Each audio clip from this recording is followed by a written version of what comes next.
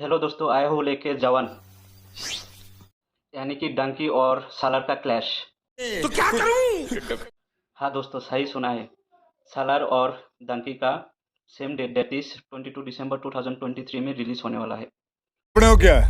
अपने को सिर्फ पानी निकालना है।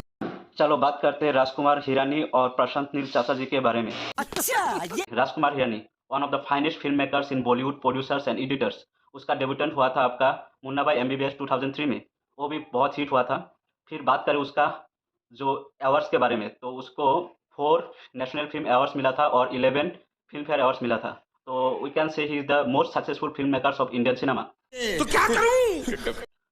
तो मुन्ना भाई एमबीबीएस, उसके बारे में अगर बात करें तो उसका रिलीज डेट हुआ था आपका 19 दिसंबर 2003 और उसका नेट ग्रॉस कलेक्शन हुआ था 23 करोड़ 13 लैक्स। सेकंड लगे रहो मुन्ना भाई, जो उसका रिलीज डेट हुआ था 2006 और नेट ग्रॉस किया था 74 करोड़ 88 लैक्स। अगर साल के बारे में बात करें 2006 में 74 crore is a huge amount. Three idiots, उसके थ्री इडियट्स मतलब राजकुमार हिरानी का we can say turning point, total turning point we can say. इससे तो हमें सीखना चाहिए। तो रिलीज डेट उसका उसका था 2009 और नेट ग्रॉस किया था 201 करोड़ और वी कैन से 202 करोड़।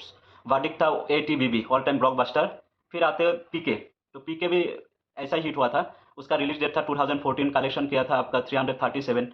आजकल जो कलेक्शन करते 1000 करोड़ उसके ऊपर होगा, क्योंकि वो 2014 में किया था और आज 2023 चल रहे हैं। तो अगर देखा जाए 9 साल का गैप है, तो 9 साल में उसका जो अमाउंट था और आज के अमाउंट सेम बराबर है।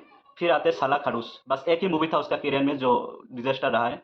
फिर संजू, जिसका 2018 में रिलीज हुआ था और बाडिक था सुपर ब्लॉकबस्टर और उसका भी कलेक्शन पीके जैसा ही था 334 करोड़। साउथ का डायरेक्टर प्रशांत नील के बारे में बात करें तो उसका डेब्यूटेंट हुआ था 2014 में, एक कन्नड़ा फिल्म था उग्राम। फिर उसने 2018 में केजीएफ चैप्टर 1 लेके आया था और उसमें उसको बहुत हिट मिला था। जैसा उसका अर्निंग था, बॉलीवुड में अर्निंग था, शायद हिंदी बेल्ट में अर्निंग था 45 करोड़ और कन्नड़ा में और साउथ में रेस्ट ऑफ द अर्निंग था और टोटल अर्निंग था 200 करोड़। फिर 2022 में जो उसका सीरीज था केजीएफ चैप्टर 2 रिलीज हुआ और उसका ऑल टाइम ब्लॉकबस्टर रहा है और उसका कलेक्शन नियरली लाइक 1200 करोड़ होगा और 1250 करोड़। तो ऑल टाइम ब्लॉकबस्टर रहा है। लोग बोलते हैं कि केजीएफ और जीरो दोनों साथ में आया था तो केजीएफ ने बाजी मार लिया था, लेकिन सही बात तो यह है दोस्तों कि केजीएफ का जो कलेक्शन था वो बस 40 to 45 करोड़ था और जो हमारा जीरो का कलेक्शन वो लगभग था 80 to 90 करोड़ और 95 करोड़ कैन से। तो मेरे हिसाब से केजीएफ और जीरो का टक्कर जीरो ने मारा था। तो लोग दोस्तों क्यों हकते हो इतना? इन छोटे मोटे प्रोग्रामों से कितना कमा लेते हो?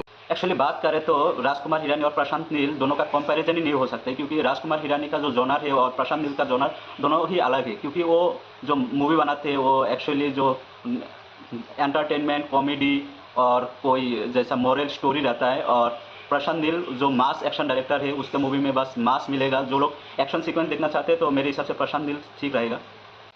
It's totally depend on your choice.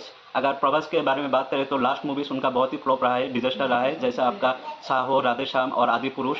और हम बात करें एसआरके, तो एसआरके का जो लास्ट मूवीज था पठान और जवान, दोनों का ऑल टाइम ब्लॉकबस्टर रहा है, 1000 करोड़ के ऊपर गया है। तो it's total depend on your choice कौन सा मूवी देखना चाहते हो।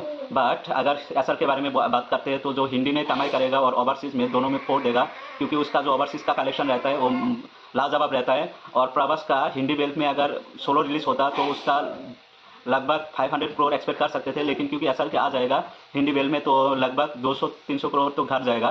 तो मेरे हिसाब से बेवकूफ़ रहेगा दोनों मूवी साथ में रिलीज होना।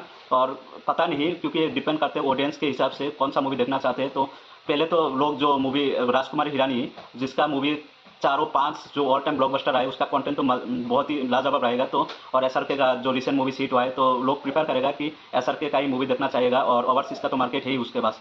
तो ये मेरे हिसाब से स्टूडेंट डिपेंड ऑन योर से जाके देखो। रिलीज होने वाला है, ट्रेलर भी आ जाएगा। डंकी का अभी तक कुछ बस पोस्टर ही आया है ना, और छोटा एक वीडियो आया है 10-20 सेकंड का, तो बाद में पता चल जाएगा। तो धीरे धीरे हम देखते हैं। तो मेरे हिसाब से it's totally your choice. Dunki भी देखो जाके, सालार भी देखो, लेकिन देखो दोनों, और उसके हिसाब से रिव्यू भी हो जाएगा। Good good good. For more videos please like and subscribe my channel. अगर आप फेसबुक से देख रहे हैं तो लाइक और फॉलो जरूर करना और शेयर भी करना। Thank you guys.